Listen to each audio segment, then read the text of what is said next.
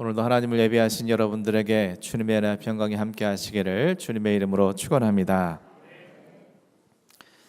예수님께서 잡히신 다음날 아침 일찍 가야바는 산헤드린 공회를 소집했습니다. 그리고 예수님을 신문했습니다. 내가 그리스도이거든 우리에게 말하라. 하지만 예수님께서는 그가 이와 같이 물은 것은 바로 예수님을 죽일 증거를 찾기 위함인 것을 아셨습니다.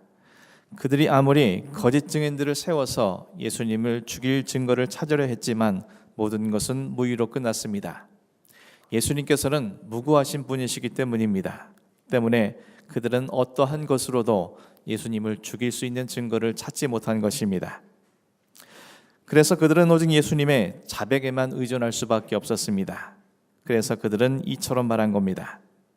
이 모든 것을 아시는 주님께서는 내가 말할지라도 너희가 믿지 않을 것이다 라고 말씀을 하십니다.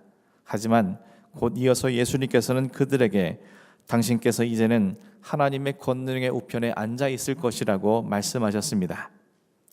이는 곧 당신께서 하나님의 아들이시며 메시아라고 친히 밝히신 것을 의미합니다. 그리고 이것은 가야바를 비롯한 산헤드린 공회가 예수님을 죽이기 위해 그토록 찾던 증거였습니다.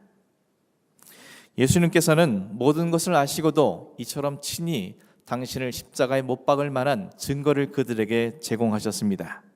그것은 인류를 구원해내시려는 아버지의 원대로 순종하시기 위함이었으며 또한 죄와 사망의 노예가 되어버린 우리를 사랑하시기 때문이었습니다. 그들은 그 증거가 자신들이 하나님으로부터 유죄 판결을 받게 할 것인지도 모른 채 예수님을 죽일 증거를 얻었다고 기뻐하며 가야바와 산헤드린 공회와 무리들은 그 즉시로 일어나 예수님을 빌라도에게로 끌고 갔습니다. 본문 1절 2절 말씀을 다시 읽어드리겠습니다.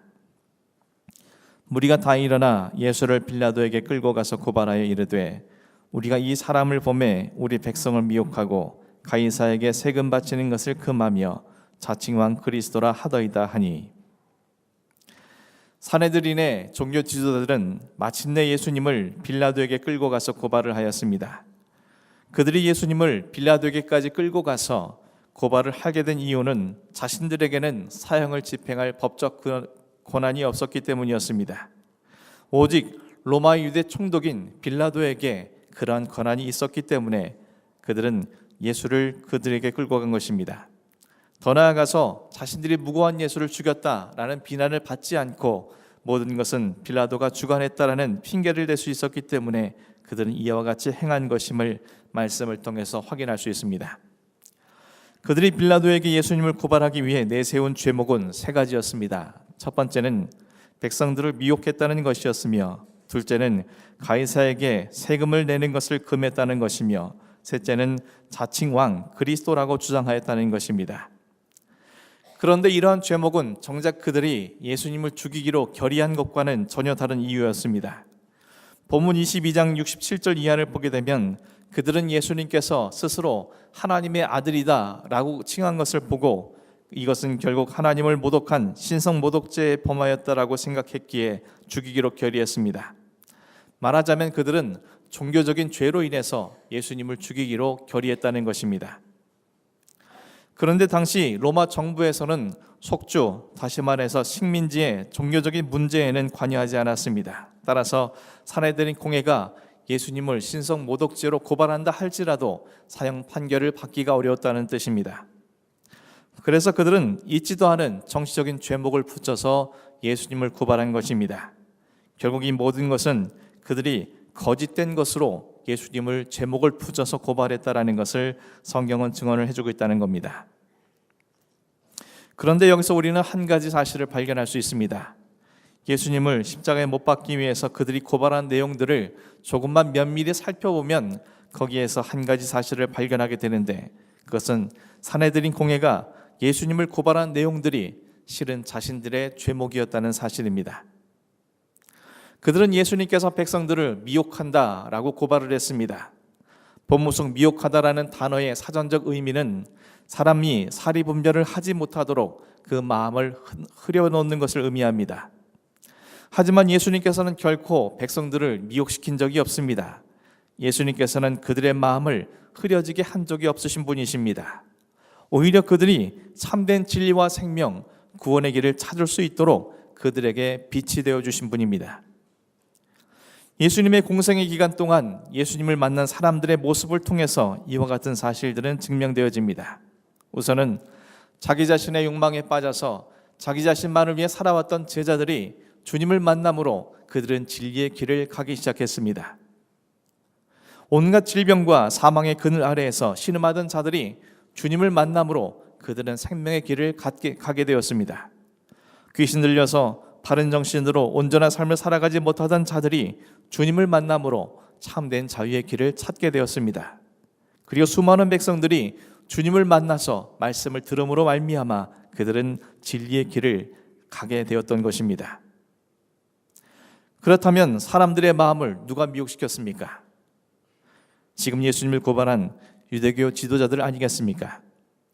그들은 백성들을 하나님의 말씀과 진리로 인도해야 할 책임을 맡은 자들이지만 그들은 자신들에게 주어진 직위를 이용해서 오직 자기 자신의 욕심과 이기심을 채우려는 외식주의자들이었습니다.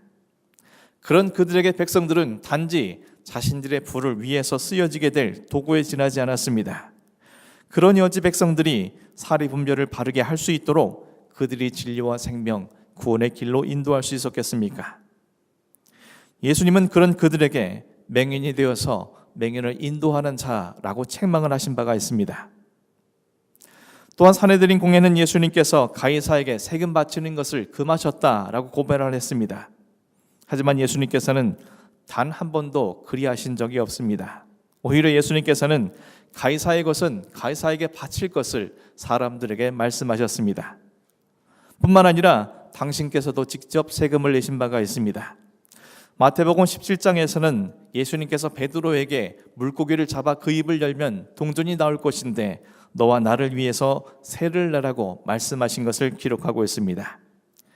결국 이 말은 산헤드린 공회가 거짓으로 예수님을 고발했다라는 사실을 증거해 주는 것입니다. 정말로 나라에 낼 세금을 금한 자가 누구입니까? 누가 세금을 가로챈 자들입니까? 바로 예수님을 고발한 그들이었습니다. 산헤드린 공회의 자리를 차지하고 있는 대부분의 종교 지도자들은 정치적으로 로마와 매우 밀접한 관계를 맺고 있었습니다.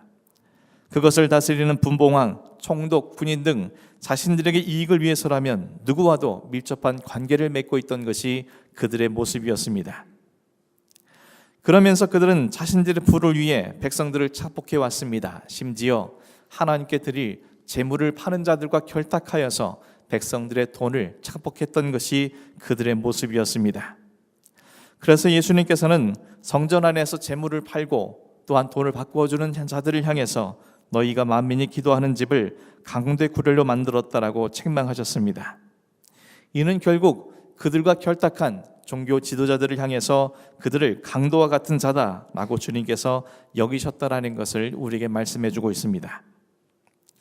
마지막으로 산헤드린 공회가 예수님을 고발한 내용은 예수님께서 자칭 왕이요 그리스도라고 주장했다는 것이었습니다. 물론 예수님께서는 하나님의 아들 그리스도라는 사실을 친히 밝히셨습니다. 하지만 산헤드린 공회의 유대교 지도자들은 예수님께서 마치 로마 제국의 황제인 가이사를 대적하기 위해서 스스로 정치적 왕으로 주장했던 것으로 고발한 것입니다. 하지만 이 역시 거짓입니다. 예수님께서는 오히려 당신을 정치적 왕으로 삼으려는 백성들을 피해서 다니신 분이십니다. 빌라도가 예수님을 신문할 때 내가 유대인의 왕이냐라고 물었고 예수님은 내 말이 옳다라고 답변하셨습니다. 로마의 황제 가이사가 임명한 총독이라면 그가 가장 경계해야 할 것은 자신의 황제인 가이사를 대적하거나 반란을 일으키는 것이었습니다. 그렇다면 예수님의 말씀을 듣고 난 이후에 그런 두말할 것도 없이 예수님을 사형을 언도해야 할 것이 마땅한 것 같습니다. 하지만 빌라도는 그런 예수님을 죄가 없다라고 판단한 것입니다. 이는 어찌 보면 가이사에 대한 반역으로도 보여질 수 있습니다. 그럼에도 불구하고 그가 이처럼 판단한 이유가 무엇입니까?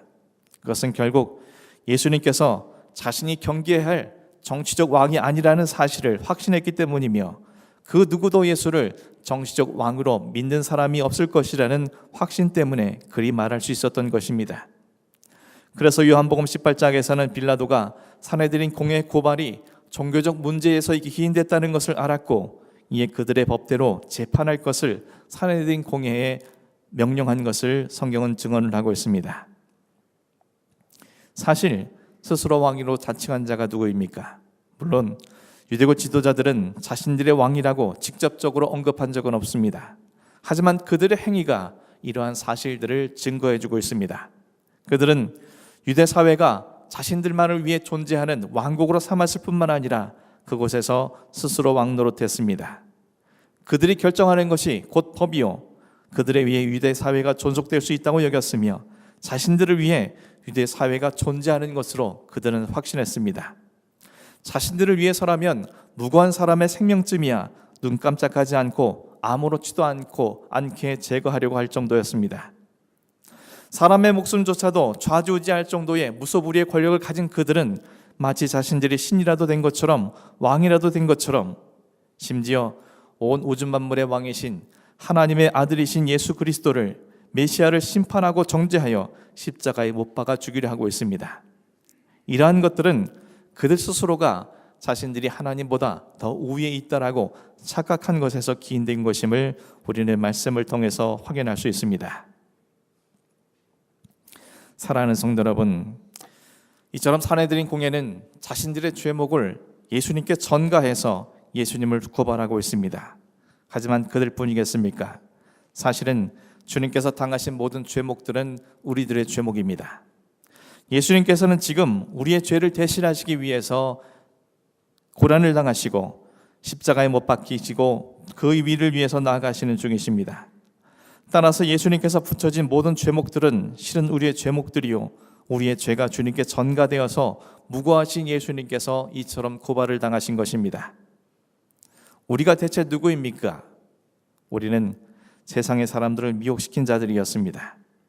주님은 우리에게 빛이 되라 말씀하셨지만 이 빛은 세상 가운데 어둠 가운데 있는 사람들이 진리와 생명과 구원의 빛을 찾을 수 있도록 비춰줘야 할 빛이었지만 우리의 실제의 삶은 어떠했습니까?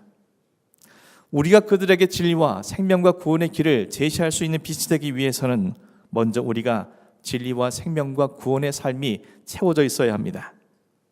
하지만 우리의 실제적 삶은 여전히 온전치 못한 신앙과 그에 따른 삶으로 점철되어 있을 뿐만 아니라 우리의 언행은 오히려 그들의 마음을 상하게 하고 그들의 눈을 어둡게 만드는 그런 존재들이었습니다. 그런 우리의 모습을 바라보면서 그들은 정말 진리가 있는 것일까? 정말 구원과 생명이 이 땅에 존재하는 것일까? 그들은 의구심을 갖게 되고 점점점 그들은 더 큰 미혹에 빠지게 됩니다. 오늘날 이 땅의 교회들과 그리스도인들이 세상으로부터 조롱과 비난을 당하는 이유가 바로 오늘날 우리의 신앙의 현주소라는 것을 우리는 너무나도 잘 알고 있습니다. 세상의 사람들이 우리를 통해서 진리를 보지 못하고 생명을 보지 못하고 구원을 보지 못한다면 우리야말로 그들을 미혹시키는 존재인 것입니다. 우리는 또한 마땅히 드려야 할 것을 가로챈 자들입니다. 세금이란 마땅히 납부해야 하는 것입니다. 마땅히 납부해야 할 것을 내지 않고 내 임의대로 그것을 사용한다면 그것은 범죄입니다. 특별히 우리는 하나님을 섬기는 자들입니다. 우리는 우리의 모든 것이 하나님으로부터 왔으며 하나님을 위해서 쓰임받아야 할 것이라는 것을 너무나도 잘 알고 있습니다. 하지만 실제는 어떠합니까? 내게 주어진 시간, 내게 주어진 물질, 내게 주어진 재능, 내게 주어진 생명, 그 모든 것이 하나님께서 내게 주신 것임을 고백하면서도 그 모든 것이 주님을 위해서 쓰여져야 함을 잘 알고 있음에도 내 자신의 즐거움과 목적을 위해서는 기꺼이 사용하면서도 주님을 위해서 너무나도 인색했던 우리의 모습을 보고 있는 것은 아닙니까? 멀리 볼 것도 없이 지난 한 주간의 삶을 되돌아보시기 바랍니다. 마땅히 드려질 것 가운데에서 여러분은 얼마의 시간, 얼마의 물질, 얼마의 재능, 얼마의 생명을 주님을 위해서 드리며 살아왔습니까? 이런 질문 앞에서 우리가 당당하게 주님 앞에 대답하지 못한다면 우리 또한 마땅히 드려야 할 것을 드리지 않은 범죄자에 지나지 않다라는 것을 말씀은 우리에게 지적해주고 있습니다. 우리는 또한 입술로 말하지 않았지만 왕노릇하며 살아왔습니다. 내 모든 삶의 기준과 판단과 선택, 당연히 우리의 왕 되신 주님의 말씀에 의해서 이루어져야 했지만 우리는 내 자신의 지식과 경험과 생각과 감정에 따라서 그 모든 것이 우선되어져서 우리의 삶이 지금까지 이루어져 왔습니다. 내 모든 삶이 우리의 왕이 되신 예수 그리스도를 통해서 통치하심과 다스림 속에 있어야 했지만 언제나 내 삶의 왕은 내 자신이었습니다. 내 모든 삶이 왕이신 주님의 이름을 높여드려야 했지만 무슨 일에든 우리는 언제나 내 자신의 이름을 드러내는 것에만 급급하여 살아왔습니다. 심지어 주님을 나의 왕이라고 고백하면서도 실제로는 내 자신을 위해서 존재하시는 분으로 여기며 살아왔던 적도 많습니다. 그래서 주님의 뜻에 순종과 순응하기 있는 삶을 살기 위해서 기도하기보다는 주님께서 내 뜻대로 움직여 주시길 위해서 많은 기도를 드렸던 우리의 모습들을 보게 됩니다. 누가 왕입니까? 내 뜻대로 하나님이 움직여 주시고 내 중심으로 세상이 돌아가고 내 생각이 우선되어진 삶을 살아가고 있다면 누가 진정 나의 왕인 것입니까? 하나님이 오늘도 이와 같이 내 삶을 다스리고 있지 않고 하나님의 뜻이 내 삶이 이루어지고 있지 않다면 우리는 그들과 똑같이 자칭 왕이라 여기면서 살아온 악한 자라는 것을 말씀은 우리에게 지적해 주고 있습니다. 사랑하는 성도 여러분, 예수님께서는 지금 말도 안 되는 거짓 죄목들로 고발당하신 것은 결국 우리의 죄목으로 인한 고발당하심이요, 예수님께서 무고하심에도 불구하고 십자가에 못 박혀 죽으신 것은 결국 그러한 모든 죄목들을 사하여 주시기 위해서 주님께서 친히 당해 주신 은혜인 것을 우리는 깨달을 수 있습니다. 그렇다면 이제 그 죄목이 사라진 지금 우리는 어떠한 삶을 살아야겠습니까? 세상 사람들이 더 이상 나로 인해서 미혹당하지 않도록, 나로 인해서 명확하게 진리와 생명과 구원이 무엇이라는 것을 찾고 그 길을 나아갈 수 있도록 우리의 삶이 진리와 생명과 구원으로 점철되어 있어야 하며, 그러한 우리의 삶이 그들에게 빛과 이정표가 되어줄 수 있도록 헌신해야만 합니다. 누구든 우리를 보는 자마다 주 안에서 얻을 수 있는 진리와 구원과 생명을 바라보면서 그것을 소망하며 사모할 수 있도록 우리는 그들 앞에 온전한 믿음으로 살아가야만 합니다. 우리가 마땅히 하나님께 드려야 할 것들을 더 이상 의미대로 내 자신만을 위해 사용할 것이 아니라 내 시간과 물질과 재능과 정성과 생명을 주님께 내어드리는 삶이 되어야 할 것이며, 이러한 삶은 결국 내게 맡겨주신 사람들에게 주님의 이름과 주님의 사랑으로 그들을 섬겨주며 내 모든 삶을 나누어주는 것이 우리 안에 있어야 함을 깨닫게 됩니다. 또한 나아가서 이제 더 이상 내 자신이 내 삶의 왕 노릇하는 것이 아니라 주님께서 우리의 왕으로 통치하실 수 있도록 내 삶에 모셔드리고, 왕이신 주님의 말씀을 내 삶의 기준으로, 그리고 어디서나 왕이신 주님의 이름을 높여드리며 어떤 일이든 주님의 뜻대로 순종하며 순응하는 삶이 되어지도록 날마다 더 굳건한 믿음으로 살아가야 함을 말씀을 통해서 우리는 깨닫게 됩니다. 사랑하는 성도 여러분, 우리를 위해 무고하신 주님께서 거짓 제목으로 빌라도에게 고발당하신 그 은혜를 기억하면서, 그런 우리의 제목을 사하여 주시기 위해서 십자가 대속의 죽음을 당하여 주신 주님의 사랑을 기억하면서 사함받은 자로서 마땅히 해야 할 일들을 온전히 감당해 나가시는 그런 여러분이 되기를 간절히 소원합니다. 우리가 마땅히 해야 할 일들, 세상의 모든 사람들이 모든 죄악의 길에서 진리와 생명과 구원의 길을 분명하게 볼 수 있도록, 내게 주신 하나님의 모든 것들로 그들을 섬김으로 그들이 하나님의 사랑과 은혜를 깨달아 할 수 있도록, 오늘도 내 모든 삶을 통해서 왕이신 하나님의 높임 받을 수 있도록 여러분께서 귀한 믿음의 발걸음을 이곳에서부터 시작해 나갈 수 있는 그런 여러분이 되기를 주님의 이름으로 간절히 축원합니다. 기도하겠습니다.